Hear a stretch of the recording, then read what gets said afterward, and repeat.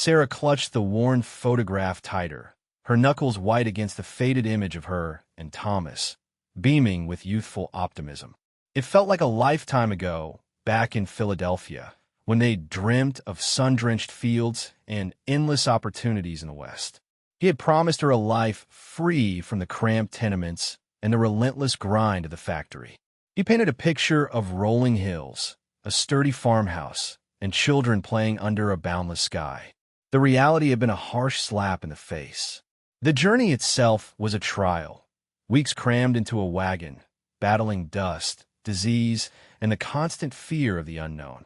The promised land turned out to be a barren stretch of unforgiving earth. The gold rush had passed, leaving behind only empty dreams and desperate men. Thomas, initially filled with the same hope as Sarah, slowly began to unravel. The failed claims, the dwindling funds, and the constant struggle against the elements chipped away at his spirit. He became withdrawn, irritable, and prone to fits of anger. The gentle man she had married was disappearing, replaced by a hardened stranger consumed by bitterness. They had pressed on, driven by a stubborn refusal to admit defeat. They tried farming, but the land refused to yield. They tried prospecting, but found only disappointment. Each failure fueled Thomas's descent into despair, and his love for Sarah seemed to wither along with their dreams. The final straw came with the winter. A blizzard descended upon them, trapping them in their meager shack. Food became scarce, and the cold seeped into their bones. Thomas, desperate and consumed by a twisted logic, declared that they couldn't both survive. He rationed the remaining supplies, taking the lion's share for himself, his eyes glazed with a chilling selfishness Sarah barely recognized. Then, one morning, as the snow raged outside, he packed what little he could carry and left, abandoning Sarah to the mercy of the storm, with a cruel whisper of every man for himself. The photograph slipped from her trembling hand, landing face down in the snow-dusted floor. The sun, a distant memory, seemed to mock her fading hope. The wind howled like a banshee, tearing at the flimsy shack and driving the snow into every crack and crevice. Sarah shivered uncontrollably, her teeth chattering so violently she thought they might shatter. The fire had long since died, the meager pile of wood Thomas had left proving woefully inadequate against the relentless cold. She tried to stand, but her legs were weak and unsteady. Hunger gnawed at her insides, a constant, dull ache that overshadowed everything else. She knew she needed to find shelter, but the thought of venturing out into the blizzard was terrifying. The world outside was a swirling white abyss, offering no landmarks, no hope of salvation. Days blurred into a continuous struggle against the elements. She huddled under a tattered blanket, rationing the last of the dried beans, each bite a reminder of Thomas's betrayal. She tried to conserve her energy, moving as little as possible, but the cold seeped deeper and deeper into her bones, threatening to extinguish the last flicker of life within her. Hallucinations began to plague her. She saw phantom figures moving in the swirling snow, heard whispers carried on the wind.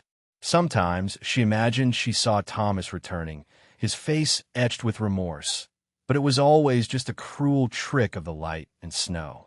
One particularly brutal night, she drifted in and out of consciousness, her body numb and unresponsive. She dreamt of her mother's warm kitchen, the smell of baking bread filling the air. She imagined herself sitting by the fire, wrapped in a soft quilt, safe and loved. But the dream was fleeting, and she was jolted back to the harsh reality of her situation. She knew she couldn't last much longer. Her body was giving up, and her spirit was waning. She closed her eyes, accepting her fate, and waited for the darkness to claim her completely. The cold was a strange comfort now, a numbing embrace that promised an end to her suffering. She thought of the photograph again, the image of her and Thomas, young and hopeful, a stark contrast to the desolate end that awaited her. A single tear froze on her cheek as she slipped into unconsciousness, the howling wind her only lullaby. The blizzard raged on, oblivious to Sarah's plight. Each gust of wind seemed determined to bury her alive, to erase any trace of her existence. The snow piled up against the shack, forming a solid wall that sealed her inside her icy tomb. Even in her semi-conscious state, a primal instinct for survival flickered within her. She tried to move, to generate some warmth, but her limbs felt heavy and unresponsive. She focused on a single thought: breathe. In, out. In, out. Each breath was a victory, a small act of defiance against the encroaching darkness.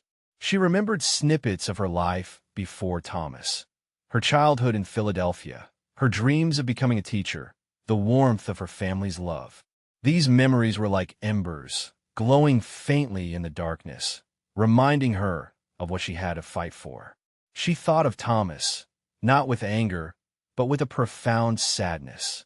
She wondered what had become of the man she had loved, the man who had promised her the world. Had the West broken him completely? Had he simply given up? Despite everything, a tiny spark of hope refused to be extinguished. It was a fragile, flickering flame, but it was enough to keep her clinging to life. She imagined a warm sun, a clear sky, a gentle breeze on her face. She imagined herself walking again, feeling the earth beneath her feet. She knew it was a long shot, a desperate gamble, but she had nothing left to lose. She closed her eyes again, not in resignation this time, but in determination. She would fight. She would survive. She would not let the blizzard claim her. She would find a way to live. As the hours passed, the storm began to subside.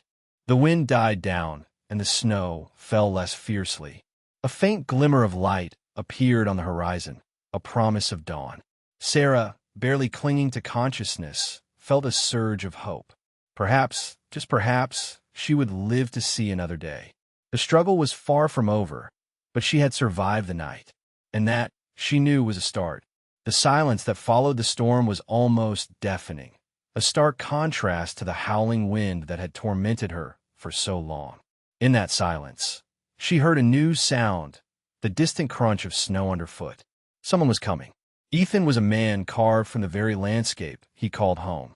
Years of solitude had etched lines into his face, each one a testament to the hardships and beauty of the West. He wasn't a talker. Words were precious things, to be used sparingly and with purpose. He preferred the company of the wind whispering through the canyons, the rustling leaves of the cottonwoods, and the steady rhythm of his horse's hooves on the dusty trails. He owned a small ranch nestled in a secluded valley, a place where the mountains met the sky, and the silence was broken only by the cries of hawks and the babbling of a nearby creek. He wasn't a wealthy man, but he had everything he needed: a roof over his head, food on the table, and the freedom to roam the vast expanse of his land. His days were spent tending to his cattle, mending fences, and patrolling the perimeter of his ranch, ensuring the safety of his livestock and the integrity of his boundaries. He knew the land intimately, every rock, every tree, every hidden ravine. He was a part of it, and it was a part of him. He was a man of few needs and even fewer wants. He didn't yearn for riches or fame. He simply sought peace and solitude. He had learned to find contentment in the simple things: the warmth of the sun on his face, the taste of fresh coffee in the morning, the satisfaction of a hard day's work. He carried himself with a quiet dignity, a sense of self-reliance that was both admirable and intimidating. He wasn't a man to be trifled with, but he was also a man of unwavering integrity. He believed in fairness, honesty, and treating others with respect, even if they didn't deserve it. He had seen enough cruelty and injustice in his life to know that kindness was a precious commodity, one that should be offered freely and without expectation. As he rode through the snow-covered landscape that morning, he felt a sense of unease, a prickling sensation at the back of his neck. The air was still and heavy, and the silence was unsettling. He couldn't shake the feeling that something was amiss, that something was about to change. He urged his horse forward, his senses on high alert, scanning the horizon for any sign of trouble. He didn't know it yet, but his quiet life was about to be irrevocably altered. The crunching sound grew louder, guiding Ethan through the snow-covered landscape. He followed the faint trail, his horse, a sturdy Appaloosa named Scout, carefully picking its way through the drifts. The unsettling feeling intensified, a knot tightening in his stomach. Rounding a bend in the trail, he saw it, a small, dilapidated shack, barely visible beneath the snow. It looked abandoned, forgotten by time and weather. But something felt wrong. The air was still, yet there was a subtle disturbance in the snow around the shack, a hint of recent activity. Dismounting Scout, Ethan approached the shack cautiously, his hand resting on the handle of the rifle he carried across his saddle. He called out, his voice low but firm, "Hello? Is anyone there?" Silence. Only the whisper of the wind answered him. He pushed open the rickety door, the hinges groaning in protest. The interior was dark and cold, the air thick with the smell of damp wood and despair. His eyes adjusted to the dim light, and he saw her. She was huddled in a corner, wrapped in a tattered blanket, her face pale and gaunt. He could barely see her breathing.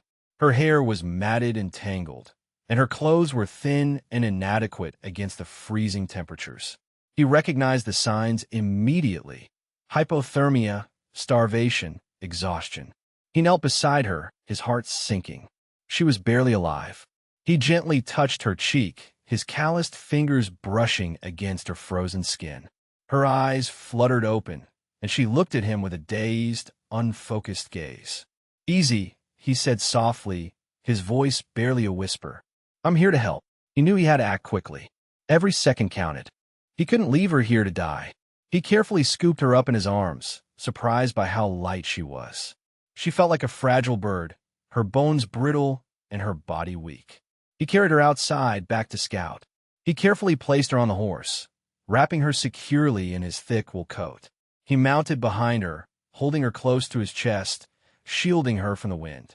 "Hold on tight," he said, his voice firm but gentle. "We're going home." He turned Scout around and headed back the way he came, leaving the desolate shack behind. He knew the journey would be difficult, but he was determined to save her life. He didn't know who she was or what had happened to her, but he knew that she deserved a chance to live. And he, Ethan, would give her that chance. The quiet cowboy had found someone who needed his help. The ride back to the ranch was slow and arduous. The snow-covered terrain made for treacherous footing, and Ethan had to constantly adjust his grip on Sarah to ensure she didn't slip. The wind whipped around them, biting at their exposed skin, but Ethan focused on keeping Sarah warm, shielding her as best he could with his body. He spoke to her softly, even though he wasn't sure she could hear him. He told her about the ranch, about the warm fire that awaited them, about the hearty stew that was simmering on the stove. He wanted to give her something to hold on to, something to look forward to. Finally, after what seemed like an eternity, they arrived at the ranch. Ethan dismounted Scout, carefully lifting Sarah from the horse and carrying her inside the cabin. The warmth of the fire enveloped them, a welcome contrast to the frigid air outside. He laid her gently on his bed, covering her with a thick quilt. He quickly started a fire in the hearth, adding more wood to build up the flames. He then fetched a basin of warm water and a clean cloth and began to gently wipe the snow and dirt from her face. Her skin was ice cold, and her lips were blue. He knew he had to warm her up quickly. He rummaged through his supplies, finding a bottle of whiskey. He hesitated for a moment, then poured a small amount into a spoon and gently coaxed it between her lips. She swallowed weakly, her body shuddering. He continued to tend to her, changing her wet clothes for dry ones, wrapping her in more blankets, and spoon-feeding her warm broth. He sat beside her, watching over her, his brow furrowed with concern. He didn't know if she would make it, but he was determined to do everything he could to help her. As the hours passed, Sarah's condition slowly began to improve. Her shivering subsided, and her color gradually returned. She stirred in her sleep, moaning softly. Ethan continued to watch over her, his vigil unwavering. He knew that the road to recovery would be long and difficult, but he was prepared to stay by her side every step of the way. He had rescued her from the brink of death, and he wasn't about to give up on her now. He had a feeling that this woman, this fragile stranger, was about to change his life in ways he could never have imagined. The quiet cowboy had a new purpose. When Sarah finally awoke, it was to the gentle crackling of a fire and the soft glow of lamplight. She was lying in a comfortable bed, wrapped in warm blankets. For a moment, she didn't know where she was. The last thing she remembered was the biting cold, the gnawing hunger, and the despair that had threatened to consume her. She turned her head and saw him, the quiet cowboy who had rescued her. He was sitting in a chair beside the bed, his eyes closed, his face etched with fatigue. He looked peaceful, almost serene. She tried to sit up, but her body was weak and unsteady. She groaned softly, and Ethan's eyes snapped open. He was instantly alert, his gaze focused and concerned. "Easy there," he said, his voice gentle but firm. "Don't try to get up just yet. You're still weak." He helped her to sit up, propping pillows behind her back for support. He offered her a glass of water, which she gratefully accepted, her throat parched and dry. "Where am I?" she asked, her voice raspy and faint. "You're at my ranch," Ethan replied. "I found you in that old shack. You were in bad shape." Sarah's memories flooded back. The blizzard, Thomas's betrayal, the desperate struggle for survival. A tear trickled down her cheek. "He left me," she whispered, her voice choked with emotion. "My husband, he left me to die." Ethan's expression softened. He didn't say anything, but his eyes conveyed a deep sense of understanding and compassion. "Thank you," Sarah said, her voice a little stronger now. "Thank you for saving me." "You don't have to thank me," Ethan replied. "I just did what anyone would have done." Sarah looked around the cabin, taking in the simple but cozy surroundings. It was a far cry from the grand farmhouse she had imagined when she set out west, but it felt safe and warm, a sanctuary from the harsh realities of the world. But despite her gratitude and relief, a seed of suspicion began to grow in her mind. Why had this man, this quiet stranger, risked his own life to save her? What did he want from her? She had nothing to offer him in return. She was just a burden, a responsibility he didn't need.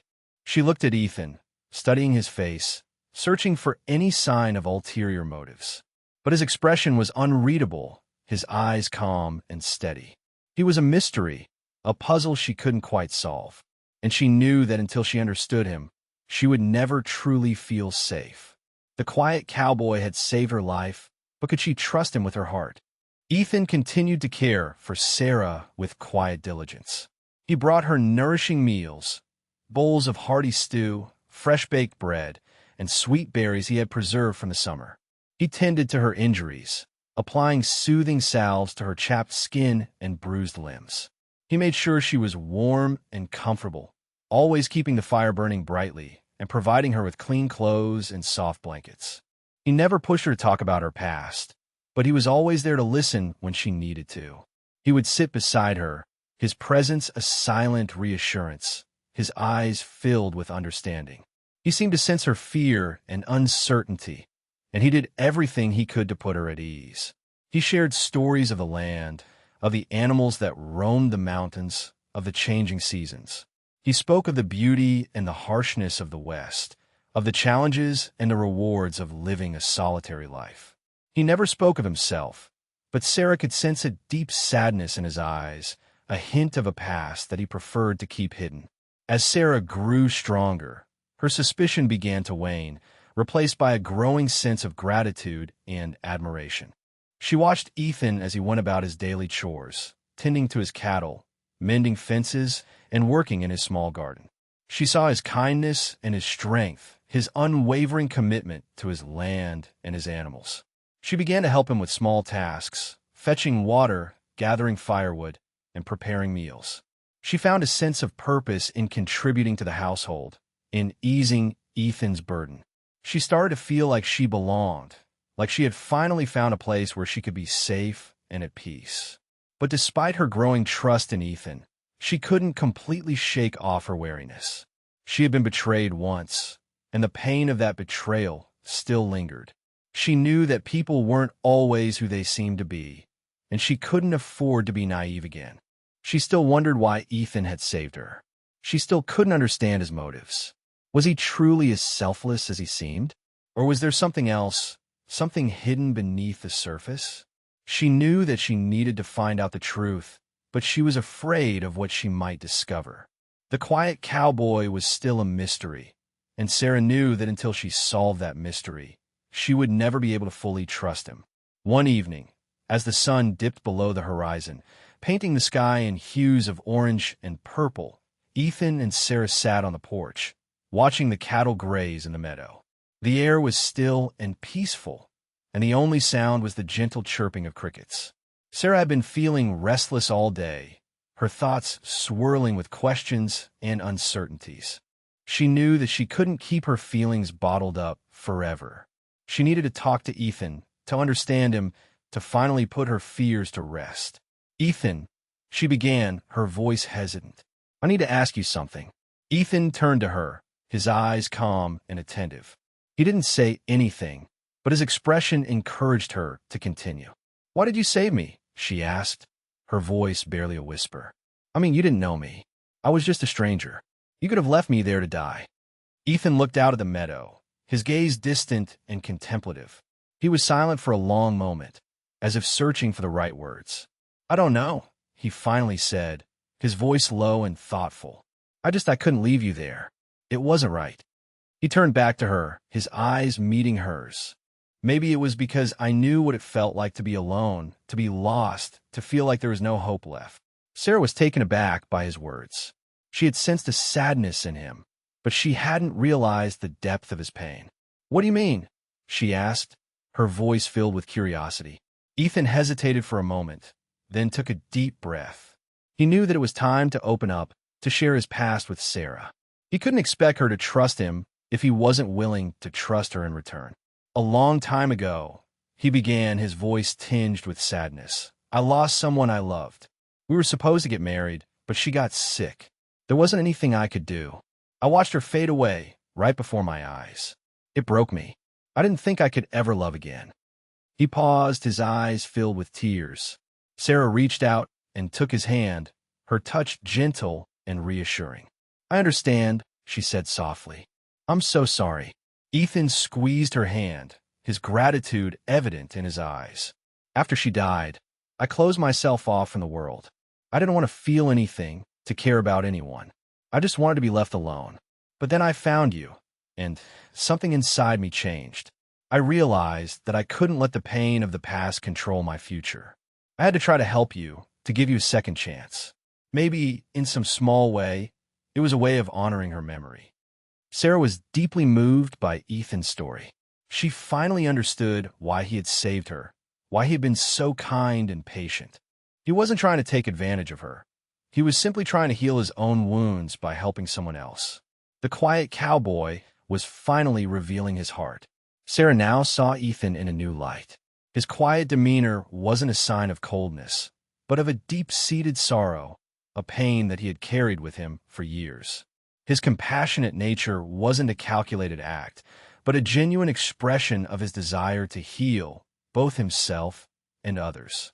Astor's flashback, one asterisk a younger Ethan, full of life and laughter, is seen courting a beautiful woman named Emily. They are picnicking by a river, their faces radiant with love. Emily coughs, a dry, hacking sound that foreshadows tragedy. Astor's flashback, two asterisk Ethan and Emily are in a doctor's office, their faces etched with worry. The doctor delivers a grim diagnosis, consumption. Ethan holds Emily close, his eyes filled with fear and desperation. Astor's flashback, three asterisk Ethan is tending to Emily in their small cabin. She is pale and weak, her breathing labored. He reads to her from her favorite book, his voice trembling with emotion. Astor's flashback, four asterisk Ethan is standing beside Emily's grave, the wind whipping through his hair. His face is a mask of grief, his eyes empty and hollow. He clutches a small locket that Emily had given him, his only tangible connection to the woman he had loved. Back in the present, Sarah reached out and squeezed Ethan's hand, her heart filled with compassion. She understood his pain, his loss, his desire to find solace in helping others. She had experienced her own share of hardship and betrayal, and she knew what it was like to feel broken and alone. "Thank you for sharing that with me," she said, her voice soft and sincere. "I understand now. I understand why you saved me." Ethan looked at her, his eyes filled with gratitude. He hadn't spoken about Emily in years, but sharing his story with Sarah had lifted a weight from his shoulders. He felt a sense of connection with her, a bond that transcended their individual experiences. "I'm glad I told you," he said, his voice a little stronger now. "It feels good to finally let it out." He paused, then added, "You know, Emily would have liked you. She always had a soft spot for people who were down on their luck." Sarah smiled, her heart warming at Ethan's words. She felt a sense of peace and contentment, a feeling she hadn't experienced in a long time. She had finally found someone she could trust, someone who understood her, someone who cared about her. And she knew that, together, they could overcome anything. The quiet cowboy had opened his heart, and Sarah was ready to embrace the possibility of a new beginning. With the wall of suspicion finally crumbling, Sarah felt comfortable enough to share her own story. Night after night, by the warm glow of the fire, she recounted her life back east, her dreams of teaching, and the hope she and Thomas had shared when they first set out for the West. She spoke of the hardships they faced, the slow erosion of Thomas's spirit, and the chilling moment when he abandoned her to the storm. Ethan listened patiently, his eyes filled with empathy. He didn't interrupt, didn't judge, didn't offer empty platitudes. He simply listened, providing Sarah with a safe space to unburden herself of the pain and trauma she had endured. As she spoke, Sarah felt a weight lifting from her shoulders. Sharing her story with Ethan was cathartic, a way of processing her experiences and moving forward. She realized that she had been carrying the burden of Thomas's betrayal for too long, and it was time to let it go. She also began to share her dreams for the future. She still longed to teach, to share her love of learning with others. She imagined starting a small schoolhouse in the valley, a place where children could learn and grow in a safe and nurturing environment. Ethan was supportive of her dreams, encouraging her to pursue her passions. He offered to help her build a schoolhouse, promising to provide her with the resources she needed to make her vision a reality. As the days turned into weeks, Sarah and Ethan's connection deepened. They spent hours working together on the ranch, their companionship growing stronger with each passing day. They shared meals, laughter, and quiet moments of reflection. They found comfort in each other's presence, a sense of belonging that neither of them had experienced in a long time. Sarah began to see Ethan not just as her rescuer, but as her friend, her confidant, and perhaps even something more. She was drawn to his quiet strength, his unwavering integrity, and his gentle heart. She found herself falling in love with the quiet cowboy who had saved her life. But just as Sarah and Ethan were beginning to build a new life together, a shadow from the past threatened to disrupt their newfound happiness. Rumors began to circulate in town about Thomas's whereabouts. Some said he had struck it rich in a nearby gold mine. Others said he was wanted for questioning in connection with a string of robberies. And then came the news that sent a chill down Sarah's spine. Thomas was headed back to the valley. The past was catching up to them. The news of Thomas's impending arrival cast a dark cloud over the ranch. Sarah became withdrawn and fearful, haunted by the memories of his cruelty and betrayal. She worried about what he would do, what he would say. Would he try to take her back? Would he try to hurt her? Ethan, sensing her fear, did his best to reassure her. He promised to protect her, to stand by her side no matter what. He knew that Thomas was a dangerous man, but he wasn't afraid. He had faced hardship and adversity before, and he was prepared to face it again. He started to carry his rifle with him everywhere he went, his eyes constantly scanning the horizon for any sign of Thomas. He reinforced the fences around the ranch, ensuring that they were secure and impenetrable. He made sure that Sarah knew how to use a gun, teaching her how to defend herself if necessary. One evening, as they were sitting on the porch, watching the sunset, Sarah turned to Ethan, her eyes filled with anxiety. "What if he comes back for me?" she asked, her voice trembling. "What if he tries to take me away?" Ethan took her hand, his grip firm and reassuring. "He won't," he said, his voice steady and determined. "I won't let him. I promise you." "Sarah, I won't let him hurt you. Sarah looked at him, her heart swelling with gratitude and love. She knew that she could trust him, that he would do everything in his power to protect her. A few days later, a stranger rode into the valley. He was a rough-looking man, with a weathered face and a menacing gaze. He asked around town, inquiring about a woman named Sarah. The townsfolk, knowing about her connection to Ethan, directed him to the ranch. Ethan saw him coming from a distance, his eyes narrowing with suspicion. He grabbed his rifle and strode out to meet him, his expression grim and resolute. The stranger reined in his horse, his eyes fixing on Ethan. "Are you Ethan?" he asked, his voice gruff and demanding. "That's right," Ethan replied, his voice calm but firm. "And who are you?" "I'm a friend of Thomas's," the stranger said, his eyes narrowing. "He sent me to deliver a message to Sarah." Ethan's grip tightened on his rifle. "What message?" he asked, his voice low and dangerous. The stranger smirked. "He wants her back." The stage was set for a confrontation. "Tell Thomas," Ethan said, his voice low and steady, "that Sarah is staying here. She's safe here, and if he tries to come near her, he'll have to deal with me." The stranger laughed, a harsh, grating sound. "You think you can stop him? Thomas is a powerful man. He has friends in high places." "I don't care who his friends are," Ethan replied, his eyes blazing with determination. "This is my land, and I'll defend it. And I'll defend Sarah." The stranger studied Ethan for a moment, his eyes assessing the quiet cowboy's strength and resolve. He seemed to realize that Ethan wasn't bluffing. "All right," the stranger said, his tone softening slightly. "I'll tell him your message. But don't say I didn't warn you." He turned his horse around and rode away, disappearing into the distance. Ethan watched him go, his grip still tight on his rifle. He knew that this was just the beginning, that Thomas wouldn't give up so easily. He turned back to the cabin, where Sarah was standing on the porch, her face pale and anxious.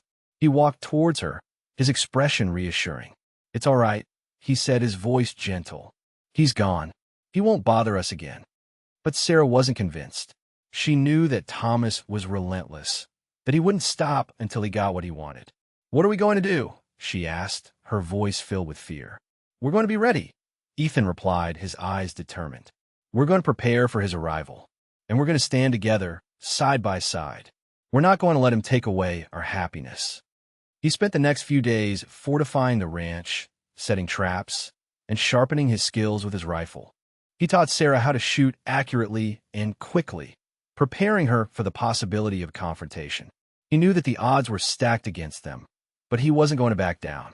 He had made a promise to protect Sarah, and he was going to keep that promise, no matter the cost.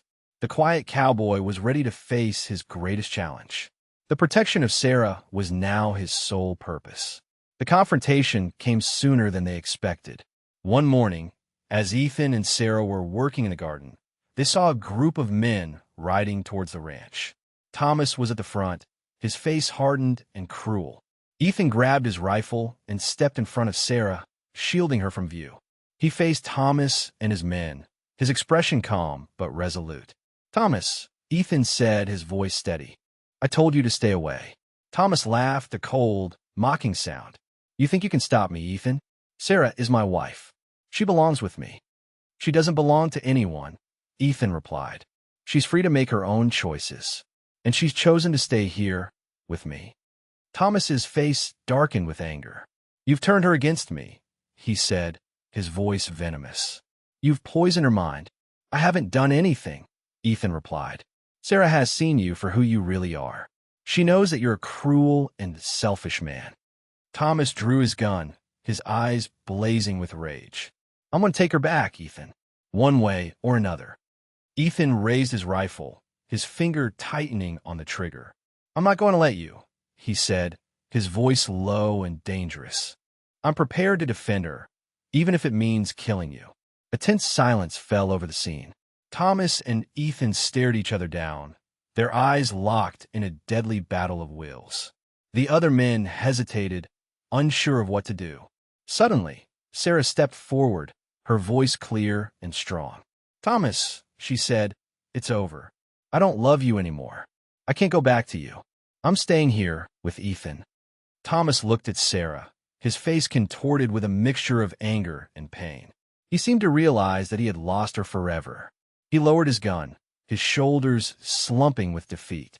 "All right," he said, his voice barely a whisper. "You win. But you'll regret this, Sarah. You'll regret choosing him over me." He turned his horse around and rode away, his men following close behind. Ethan watched them go, his heart filled with relief and gratitude. He had faced Thomas, and he had won. He had protected Sarah, and he had secured their future. The quiet cowboy had proven his strength and loyalty. With Thomas gone, a sense of peace settled over the ranch. But Sarah knew that she couldn't stay there forever, relying on Ethan's kindness and generosity. She needed to make a decision about her future, to decide what she wanted to do with her life. She had two choices. She could stay with Ethan and build a new life together, or she could move on, using her newfound strength and independence to forge her own path. She spent days wrestling with her decision, weighing the pros and cons of each option. She loved Ethan, there was no doubt about that. He had saved her life, he had supported her dreams, and he had shown her what it meant to be truly loved and cared for. But she also longed for independence, for the chance to prove to herself that she could survive on her own. She had always dreamed of being a teacher, of making a difference in the lives of children. She wondered if she could achieve her goals while staying on the ranch, or if she needed to strike out on her own to make her dreams a reality. One evening, as she and Ethan were sitting on the porch, watching the stars twinkle in the night sky, Sarah turned to him, her eyes filled with uncertainty. "Ethan," she said, her voice hesitant, "I need to talk to you about something." Ethan looked at her, his expression calm and attentive. He knew that she had been struggling with her decision, and he was prepared to support her, whatever she chose to do. "I've been thinking a lot about my future," Sarah continued, "and I'm not sure what I should do. I love you, Ethan, but I also want to be independent, to prove to myself that I can make it on my own." Ethan took her hand, his grip gentle and reassuring. "I understand," he said, his voice soft. "I want you to be happy, Sarah. I want you to do what's best for you, even if that means leaving me." His words brought tears to Sarah's eyes. She couldn't believe that he was willing to let her go, to sacrifice his own happiness for her sake. "But I don't want to leave you," she said, her voice choked with emotion. "I love you too much to leave you." Ethan smiled his eyes. "Then stay," Ethan said, his voice filled with love and tenderness. "Stay here with me. We can build a life together, a life filled with happiness and purpose. You can teach the children in the valley, and I can help you in any way that I can." Sarah's heart soared with joy. She knew that she had made the right decision. She didn't have to choose between love and independence. She could have both.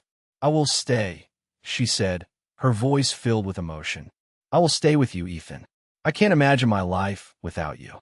Ethan smiled, his eyes sparkling with happiness. He reached out and pulled her close, holding her tightly in his arms. And so, Sarah and Ethan began their new life together on the ranch. They built a small schoolhouse in the valley, and Sarah became the teacher, sharing her love of learning with the children of the community. Ethan supported her in every way, helping her with the schoolhouse, tending to the ranch, and providing her with the love and support she needed to thrive. They faced many challenges along the way, but they faced them together, side by side. They learned to rely on each other, to trust each other, and to love each other unconditionally. They found happiness in the simple things, the warmth of the sun on their faces, the beauty of the stars in the night sky, the laughter of the children in the schoolhouse. They learned that the West, despite its harshness and its challenges, could also be a place of kindness, resilience, and hope. Years passed, and Sarah and Ethan grew old together, their love deepening with each passing day. They never forgot the blizzard that had brought them together, the storm that had tested their strength and their resolve. They knew that they had been given a second chance, a chance to find love and happiness in the most unexpected of places. And as they sat on the porch, watching the sunset, their hands clasped together, they knew that they had made the right choice. They had found their home, their family, and their forever love in the heart of the Wild West. The quiet cowboy and the resilient woman had found their happily ever after, proving that even in the harshest of landscapes, love and kindness can bloom. The end.